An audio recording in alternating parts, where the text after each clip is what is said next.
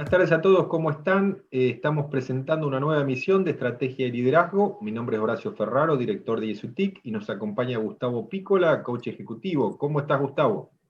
Hola, Horacio, buenas tardes a toda la audiencia también. Un gusto estar aquí contigo nuevamente.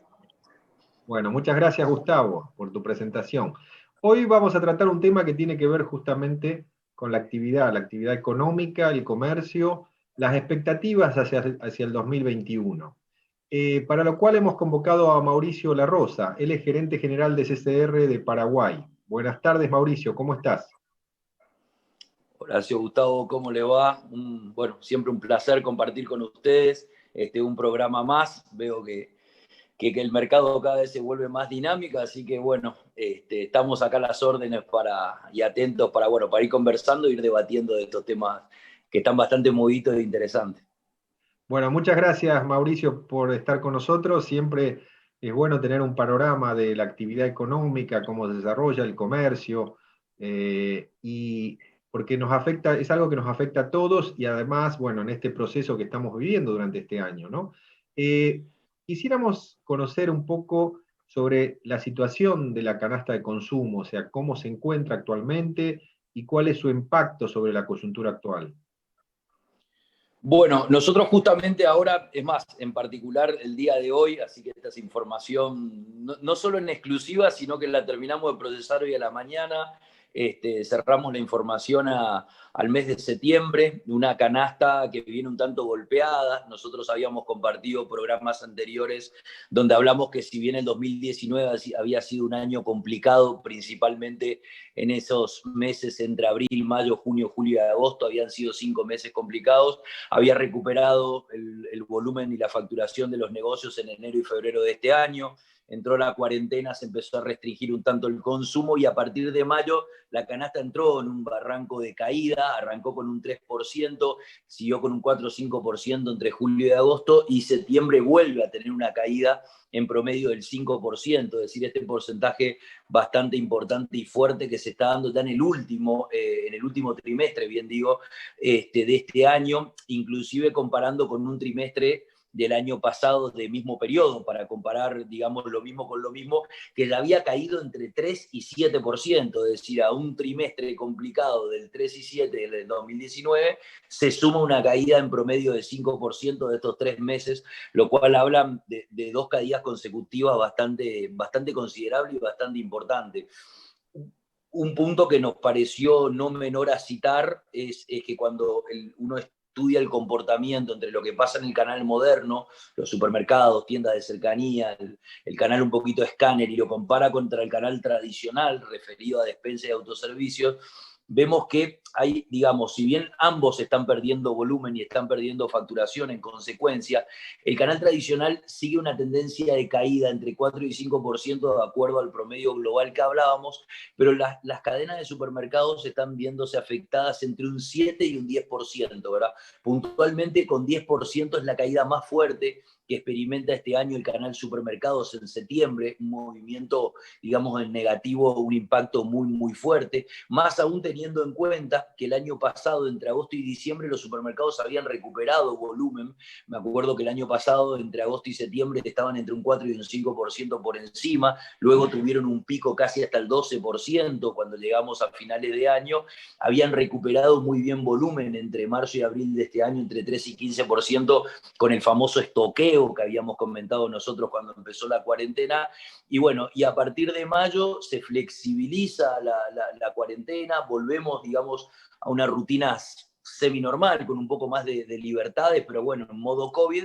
A partir de ahí viene una tendencia decreciente y una cronología de -1, -5, -9, -7 y ahora -10%, es decir, ya caídas para este mes a doble dígito bastante considerable, ¿verdad? Sí, porque vemos también que el estimador de cifra de negocios del Banco Central ya daba para el tema supermercado una caída desde agosto, ¿no? A partir de agosto. Hubo digamos, Sí, meses en los cuales no fueron tan malos, pero en agosto ya se presentó una caída. Claro, lo que pasó fue un poco también que a inicio de la cuarentena, como habíamos comentado, cuando empezó la cuarentena, digamos que se flexibilizaron algunos pagos, habíamos visto que los bancos y las entidades financieras dijeron, bueno, por estos 3, 4 meses no me pagues el mínimo de la tarjeta, te difiero las cuotas de los préstamos para más adelante. Entonces, todos los servicios públicos tampoco había que pagarlos, hay que acordarse que ahora recién a partir del 1 de noviembre se vuelve a pagar el agua y la luz, había como un periodo de gracia donde uno podía acumular esa deuda, entonces como que entramos en una suerte de que al hogar algún tipo de dinero le quedaba un poco ocioso y ese dinero, digamos, se podía repartir en otros gastos, ahí el consumidor aprovechó, se estoqueó por la incertidumbre y demás, pero bueno, cuando vamos aterrizando hacia la realidad, hacia cuando hay que pagar los compromisos, cuando hay que cumplir con las obligaciones, ahí vemos que, bueno, que el dinero evidentemente no nos alcanza, ya estamos hablando de las suspensiones laborales que continúan en 30.000, ¿verdad? Que para nosotros es un indicador bastante fuerte, más teniendo en cuenta la cantidad de desempleo en Paraguay, que siempre fue relativamente bajo, siempre estuvo en torno del 5 o 6%. Hoy estamos tomando, si tomamos entre los desempleados, los subempleados y la gente que hoy está suspendida momentáneamente, estamos hablando de un 20%, estamos hablando de una cifra prácticamente al triple, ¿verdad? De lo que veníamos manejando, y lógicamente eso merma los ingresos de las personas y lógicamente eso afecta a todos los canales de consumo, ¿verdad? Y eso inclusive es bastante importante de citar, porque acá estamos hablando de alimentos, cosmética, bebida y limpieza, o sea, productos de canasta básica que son indispensables para el día a día, ¿verdad? De los consumos de los hogares. Claro, porque también vemos por el otro lado lo que es consumo, lo que es grandes tiendas, prenda de vestir, eso también viene muy bajo, digamos, con indicadores de descenso pronunciado, digamos, ¿no? Están por debajo, leía el otro día también un poco lo que comentaban de los combustibles también están claramente por debajo, porque lógicamente la menor circulación, el menor tráfico de personas o tráfico inclusive de mercaderías, ¿verdad? Eso también hace que, bueno, haya una merma dentro de este rubro, es decir, son muchos los rubros afectados. Cierto es, y para no hacer todo tan negativo, que como hay algunos rubros muy afectados, hay otros rubros que igualmente han tenido recuperado importancia, la agricultura ha tenido su recuperación en cuanto a volumen de producción, la carne también ha pasado por un estadio, digamos, no tan dramático como sí lo pasan este tipo de alimentos. También hay otros rubros como la telefonía, que también se han visto, digamos, beneficiados en cuanto al uso de la tecnología, y también estos mercados se han dinamizado de mejor manera. Y la construcción, que es uno de los rubros que mantuvo esa reactivación. De hecho, en este segundo semestre estaba viendo que duplicó la tasa de crecimiento, había crecido al 3.5, eran las previsiones hasta julio, ahora hasta octubre es al 7%, es decir, un número bastante importante. Es decir, si miramos en general, hay rubros que por esta coyuntura se han sostenido o han mejorado, pero digamos lo que tiene que ver con el bolsillo del consumidor y con el bolsillo, nosotros decimos un poco la inflación de bolsillo, el bolsillo de la gente es lo que se vio un tanto perjudicado. Claro, sí. Gustavo. Y Mauricio, ¿cómo estás viendo de acá a fin de año, ¿no? La performance con respecto al tema de alimentos, bebidas y lo que hace a canasta básica? Bueno, lo que nosotros vemos acá a fin de año claramente es que vamos a estar en una etapa todavía complicada, ¿verdad? Más teniendo en cuenta, estamos hablando de noviembre y diciembre. Noviembre y diciembre del año pasado fueron meses de franca mejora, ¿verdad? El canal tradicional había tenido una tendencia de repunte en octubre, noviembre y diciembre. El canal supermercados, ya lo citamos, de hecho, con crecimientos, con picos a doble dígito, principalmente en octubre y noviembre, con lo cual si vamos a hacer un efecto comparativo va a ser muy difícil que nosotros vayamos a revertir esta tendencia negativa entre 4 y 5%, ¿verdad? Tal vez sostengamos una tendencia bastante similar y estimo que en el mejor de los casos podríamos tener un descenso de ese porcentaje, pero siempre con una tendencia negativa, estimo lastimosamente, por lo menos para tan corto plazo. Aparte que en este corto plazo todavía todas estas ejecuciones que se quieren hacer, digamos, para retroalimentar la economía, dudo que en los próximos 2 meses se puedan llevar a cabo con tanta celeridad, por más de que hayan buenas intenciones, y esa es la idea, ¿verdad? Dudo que la ejecución pueda llegar tan rápido. Estamos atravesando también una coyuntura donde las ideas son buenas y las soluciones son bastante también en algunos casos, pero también hay que tener en cuenta que la celeridad tiene que venir de la mano de la ejecución, ¿verdad? Porque la ejecución es la que permite llevar a cabo las cosas, y aunque sea bastante obvio, muchas veces creo que no se da en esa proporción, y por eso vemos bastante delay entre las intenciones y hasta que éstas llegan, digamos, al bolsillo de la gente y llegan hasta a ejecutarse para que eso se transforme en consumo, porque el consumo es la última, es el último eslabón, ¿verdad? Entonces, claramente ahí no vemos mucha diferencia en lo que queda acá hasta fin de año. Estimamos que que la canasta este año definitivamente va a cerrar en negativo, y estimamos que el segundo semestre posiblemente cierre en un promedio entre 4 y 5% negativo, por lo menos para esta canasta de consumo. Claro, y con respecto a lo que mencionaste, ¿no? El tema, el aumento de desempleo, la baja del Producto Interno Bruto, el freno económico en el consumo de los hogares, ¿cómo ves cómo todas esas variables hacen de que hoy se esté desarrollando la economía, ¿no? Y más teniendo en cuenta que hay cambios de conducta también, ¿no? Que tiene que ver, a lo mejor las condiciones puede ser que sean más favorables ahora que unos meses atrás, pero hay condicionantes en cuanto a las conductas, ¿no? Claro, eso es muy bueno lo que me comentaba Horacio, porque la realidad es que, por un lado, hay un cambio de hábito del consumidor, ¿verdad? Que le lleva a esto que hablábamos la otra vez, de que tiene que ver con lo digital, donde hace un mix entre digital y presencial, que el consumidor está muy ávido de todo lo nuevo, de todo lo que le simplifique la vida, de dedicarse a disfrutar un poco más. Creo que también tenemos un consumidor hoy digamos, no es que suene romántico, pero tenemos un consumidor hoy que se sensibilizó mucho con el tema de la pandemia, no digo que no valorizaba a la familia, pero encontramos en los afectos, en la cercanía emocional, encontramos muchos más valores y muchas más fortalezas de lo que tal vez la valorábamos en el día a día. No es que no le dábamos mucho valor, pero tal vez hoy le dedicamos mucho más tiempo, mucho más importancia a los lazos afectivos, y eso tiene toda una connotación en cuanto a lo que tiene que ver con el consumo, a lo que tiene que ver con qué yo consumo, cómo lo consumo, con lo cual hoy todo eso hace que tengamos nuevos frentes, digamos, de productos de los cuales nos abastecemos. Ahora, también toda esta realidad y todo este romanticismo, como decíamos, tiene que ir acompañado de un nivel de ingresos que permita realizar ese consumo, que permita a los hogares tener los ingresos para poder obtener estos bienes. Y ahí es donde los hogares, nosotros veníamos monitoreando un punto que era importante.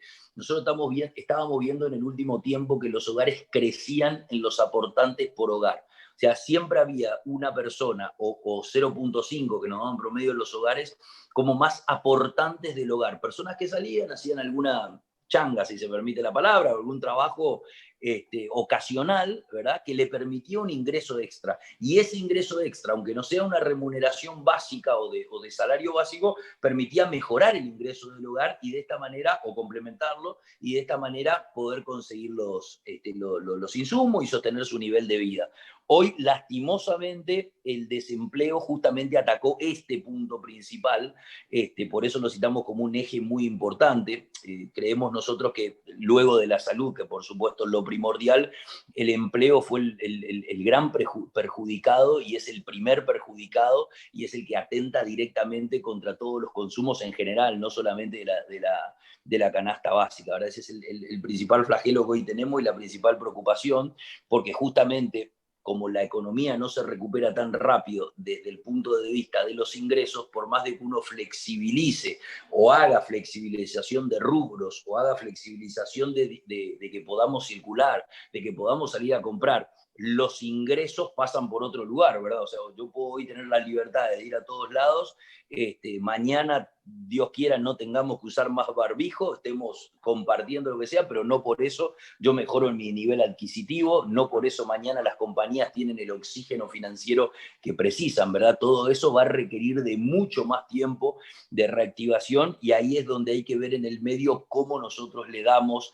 esa inyección al consumidor para que pueda sustentar, o a los hogares, ¿verdad? En definitiva, y puedan sustentar este consumo en el largo plazo. El otro día hablábamos con una institución financiera y estábamos comentando acerca del mercado y acerca de estas realidades, así como comentamos con ustedes, y justamente hablamos de que, digamos, no sé, a mí se me ocurrió el plan oxígeno, ¿verdad? Como algo, o sea, hoy es más importante el plazo que el interés. Siempre que el interés esté dentro de un rango razonable, digamos, es más importante el plazo. Nosotros difícilmente podamos salir en 12, 18, 24 meses de esto. Todos tenemos la expectativa, todos creemos que esto va a mejorar, pero claramente nosotros nos aguardan años bastante duros en el sentido de reconstruir realmente la economía. No solamente estoy hablando de Paraguay, ¿verdad? De la región, ¿verdad? De la región y a nivel mundial. Lo que pasa es que a nivel mundial hoy uno ve a China, Estados Unidos, lo ve afectado, pero ellos la capacidad de reacción apenas esto mejore, no digo que es instantánea, pero es muy, muy rápida. Y nosotros en Sudamérica tenemos tantas particularidades que nos llevan a tener las condiciones que hoy sufrimos que es distinta Claro, la eso reacción. lo que vos mencionás justamente con el tema de los tiempos, ¿no? Porque cuando comenzó, bueno, era una cuarentena de 15 días, perdón, después se extendió y bueno, ya llevamos varios meses y bueno, en Europa que está volviendo, digamos, sería un segundo impacto, ¿no? Del tema del COVID. Con lo cual se extienden los plazos y prácticamente vos fíjate que estamos casi bueno, ahora llevamos 7, 8 meses, casi un año de actividades, como decir, bueno, una actividad, algunos se vieron mermados, digamos, 100%, ¿no? Afectados 100%, otros en distintos porcentajes, ¿no? Pero es como un año fiscal que uno tiene sin desarrollar actividades o desarrollando actividades en una situación muy precaria, ¿no?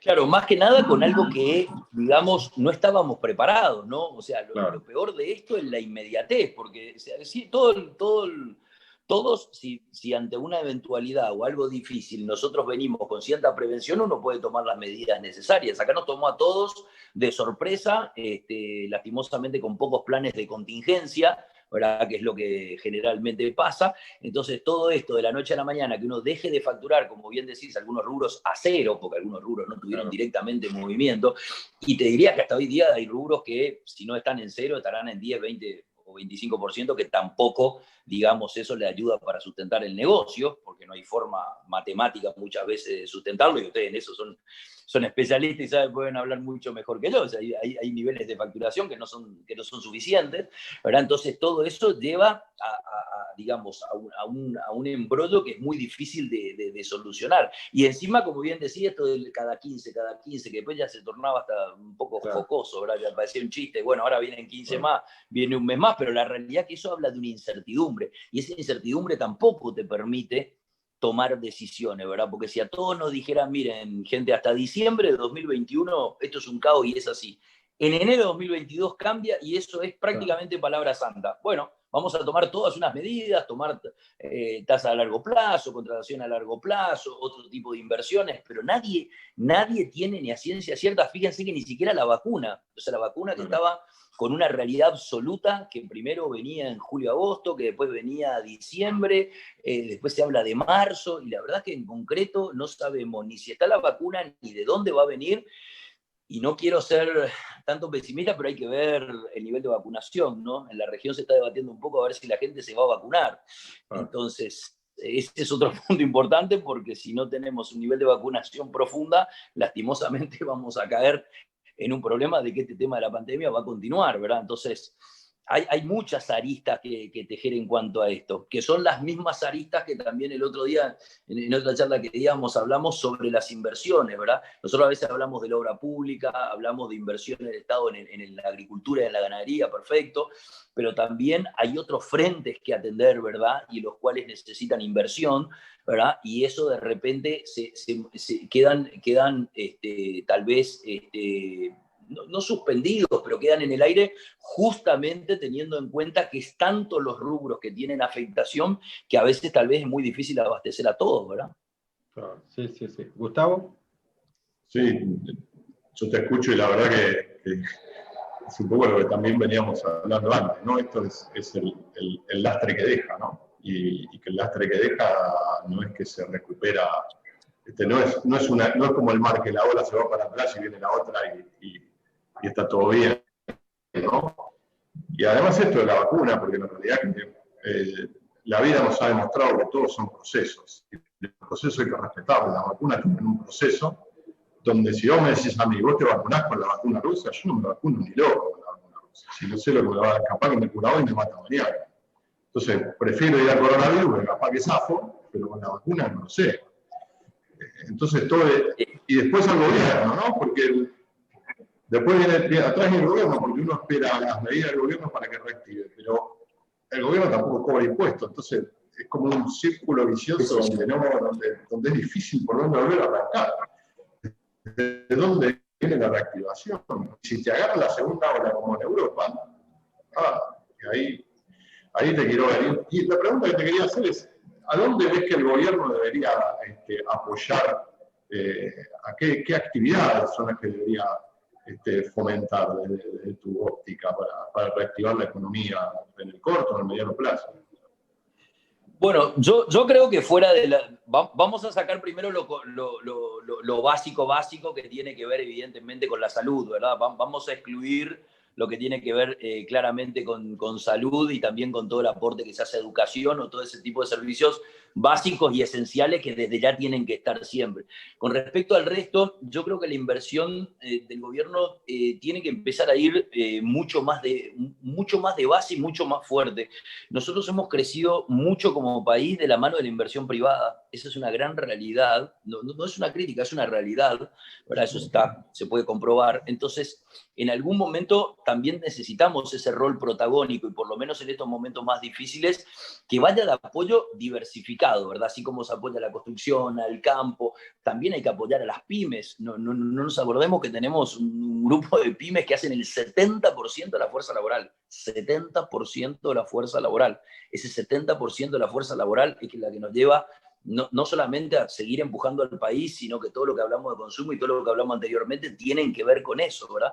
Entonces, se necesita algún tipo de solución para todos los frentes, tanto para las compañías grandes, con grandes estructuras y grandes financiaciones, como también para las pequeñas. Por eso decía que era muy difícil el desafío, es cierto, que tiene el gobierno, como bien citás, porque al final uno tiene que abarcar de tan grandes aspectos que realmente a veces el dinero no alcanza y justamente es lo que creo que se está haciendo suma y resta hace varios meses para tratar de ver cómo cumplir con las obligaciones, pero no deja de ser una realidad, porque este impacto fue muy fuerte y acá estamos hablando, cuando hablamos de pymes, de compañías que dejan de operar, o sea, no estamos hablando de estoy facturando 10% menos, 20% menos, bueno, este año no cobraré dividendo, sino que estoy hablando de que la compañía subsista o deje de existir, ¿verdad? Y eso en el mejor de los casos, o con deudas que serían el peor de los casos todavía, ¿verdad? Entonces eso sí es un punto muy fuerte, ese es un punto muy, muy intenso,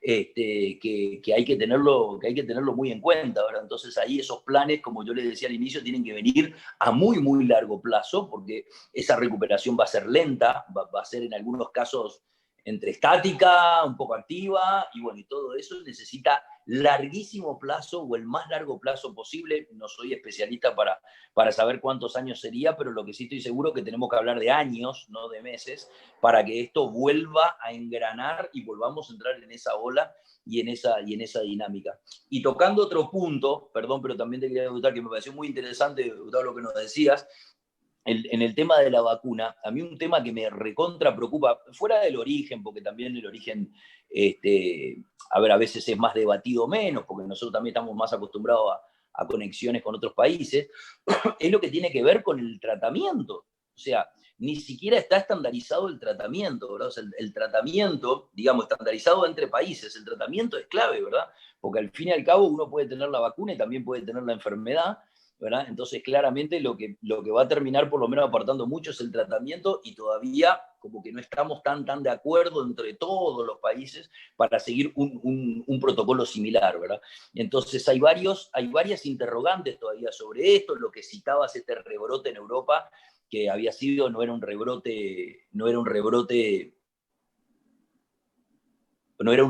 que tenía que ver, no era un rebrote, perdón, que tenía que ver con la misma ola, sino era una ola mucho más fuerte, ¿verdad? Entonces esto claramente está dificultando el escenario a futuro. Vamos a tener en cuenta que si a Europa le dio esta afectación, posiblemente esto pueda migrar entre países y podamos tener una coyuntura tal vez peor de la que tenemos. Nosotros en Paraguay fuimos bendecidos realmente con el impacto del COVID, ha sido mucho menos que el resto de los países, eso es una gran realidad y es realmente una bendición poder tener eso que nos permitió dentro de todo poder llevar un poco esta coyuntura un tanto mejor, ¿verdad? Claro. Estamos llegando al final del programa y quisiéramos también que nos comentes, si es posible, dentro de toda la incertidumbre que nos rodea, cuáles serían las expectativas para el año que viene, teniendo en cuenta los datos que tenemos hoy, ¿no? De las actividades que a lo mejor no están al 100%, o sea, ¿cuál sería una expectativa de desempeño del consumo para 2021? Nosotros tenemos una estimación que a partir del segundo bimestre del año que viene va a haber una suerte de reactivación. Primeramente porque convergen varias cosas en el segundo bimestre del año que viene. Converge primeramente, bueno, siempre vamos hacia adelante con una expectativa positiva, esa es una gran realidad de las personas, siempre las perspectivas son buenas, pero independientemente de eso, sí tenemos que ver que a partir del segundo bimestre o el segundo trimestre del año que viene, esta solución de salud aparentemente va a estar bastante más resuelta, con lo cual eso nos va a permitir un panorama más claro.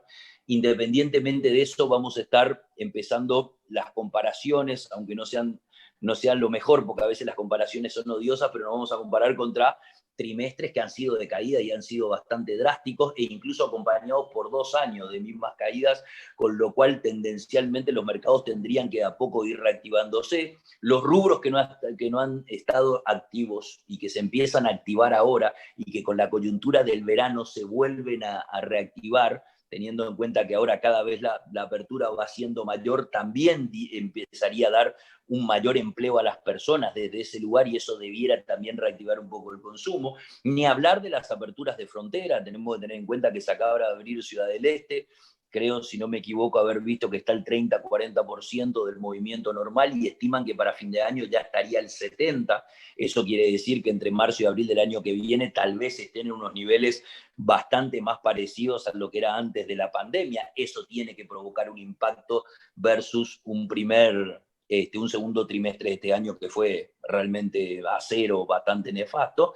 Después también hay que ver que hay una posibilidad de apertura de la frontera con Argentina, con Encarnación. De hecho, hay una realidad de esta apertura que a nivel aeropuerto, a nivel aéreo, ya empiezan a tener mayor capacidad de vuelo y eso también a que eso se pueda activar el comercio. Es decir, todas esas variables y todos esos escenarios, sumados a la inversión pública, que entiendo va a venir de la mano de la construcción y demás, debiéramos nosotros estar frente a un escenario mucho más auspicioso en 2021 de recuperación.